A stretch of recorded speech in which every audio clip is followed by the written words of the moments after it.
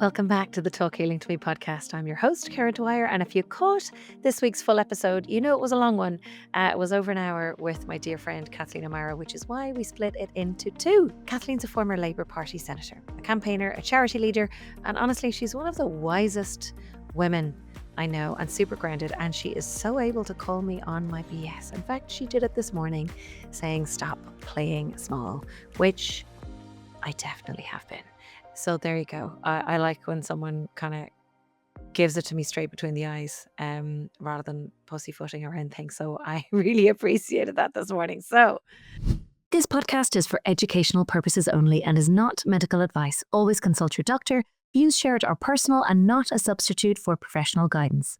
this is our mini-sode, a shorter version that pulls together some of the biggest themes from our chat, plus a celebration of the wins from inside our MS to Success community.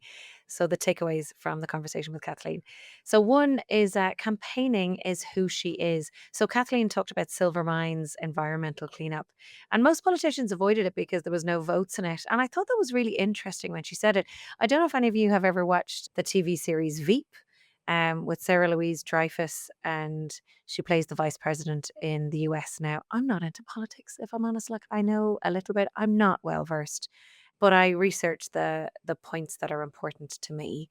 That series gave me a really big insight into how it operates, and I'm sure lots of it is, of course, it's satire, but there's probably a lot of it that rings quite true. So I thought it was interesting when Kathleen said that she stepped in anyway, built a campaign, and years later the land was restored. And that really is the kind of integrity that she carries, doing the work because it matters, not because it's popular. The second point was stories change the world. She reminded us that people don't remember the statistics, they remember the stories. And she talked about Vicky Phelan. I brought up Savita Halappanavar. And it really is the stories that shift and move the hearts and shift culture. And Kathleen's message is simple. If you want to influence change, tell the human story. The third point was inside versus outside the system. So when you're in politics, you're one of the cogs in a giant wheel, is what she said. So when you're on the outside as an advocate, you can sometimes be more focused and more effective. And I have a few friends that work in charity, and they do such a good job. And I imagine that being on the inside, you've probably got a lot of requests from a lot of different people. And again, people will have their own agendas, looking for votes or whatever it might be. But it really was a good reminder that you don't always need the title or the official role to create real change. The fourth one was pain teaches, but it ends. So Kathleen really shared openly about the end of her marriage and colliding with the financial crash. And she developed fibromyalgia during that time. And her words were, pain teaches, but pain ends. And a reminder that we can go through hard seasons and still come out the other side stronger. What a beautiful point. We talked then about women in leadership. So she spoke about how the system wasn't built for women, and also how solidarity and persistence are changing that. Through her work with See Her Elected, she's helping rural women step into politics. And really, the point that I loved was it's about showing up as yourself and reshaping the structures as you go. I think we all have this thought and idea that you have to be a certain way. I certainly do. I'm carrying some extra weight at the moment.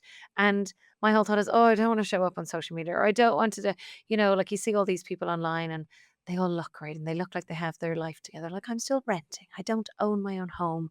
And sometimes I really don't feel worthy or validated enough of showing up online because I feel like everybody else has their shit together and I don't. So it's interesting. And again, that's what her kick in the ass was to me about personally this morning, is like, get out there and let yourself be seen, which I'm very uncomfortable with. But I say that and I get the irony that I'm on a flipping podcast right now. But I really liked her saying, show up anyway and reshape the structures as you go.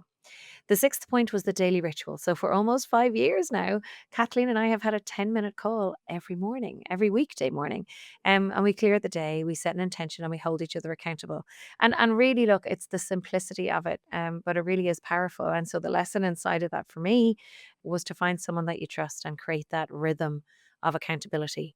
If I didn't have that call this morning, I probably would have had a bit of a shit day because I wasn't in great form, but that really changed it and it lit such a fire under my belt. In fact, I emailed someone back that I've been procrastinating about for a year and a half, and I did it today.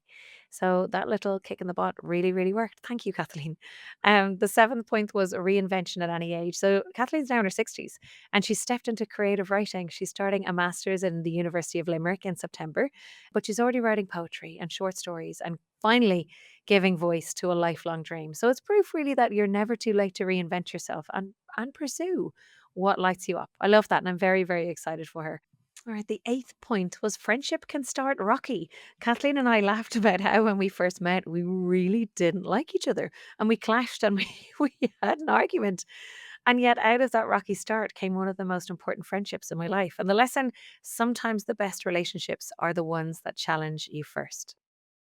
Number 9 was holding each other accountable. So for years, we have held each other to account, whether it's sticking to a work commitment, making a brave personal choice, or just staying true to ourselves. And friendship at its best isn't just about comfort, it's about calling each other out and listening to each other bigger than you're maybe listening to yourself. This episode of Talk Healing to Me is sponsored by Clean Boss, created by Joy Mangano, the legendary inventor behind the Miracle Mop and a pioneer in clean innovation.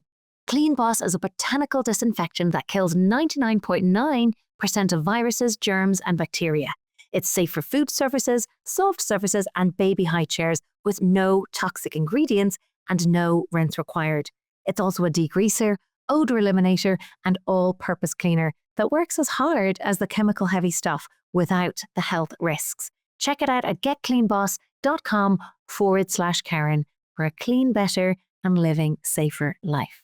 And the 10th and final point was Kathleen spoke with such grace about building a new relationship with Colm after a heartbreak and a marriage breakdown.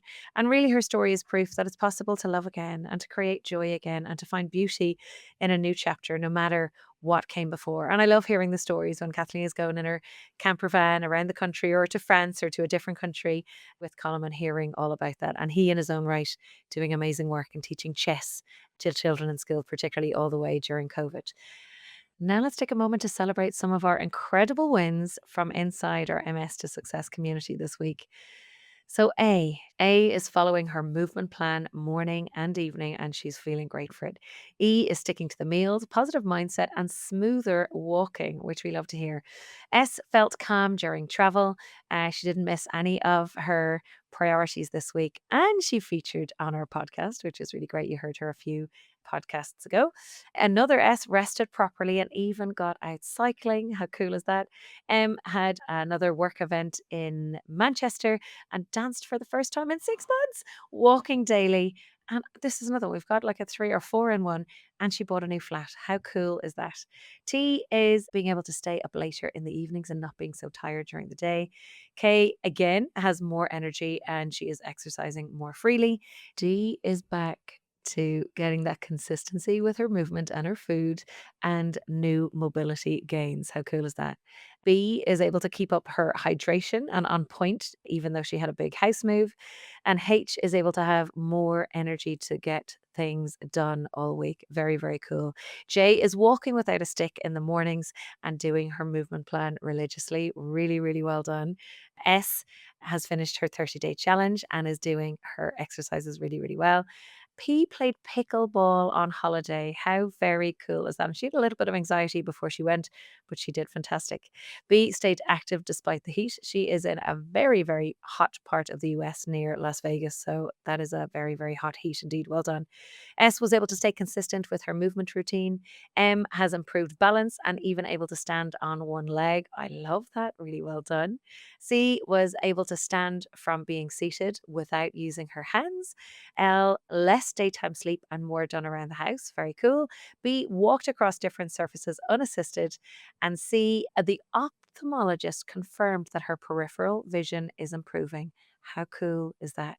J swapped a McDonald's breakfast for a healthier choice after noticing symptoms when she ate McDonald's the last time. Really, really well done. Look, one of the things that we say in our program, it is not about doing everything perfectly.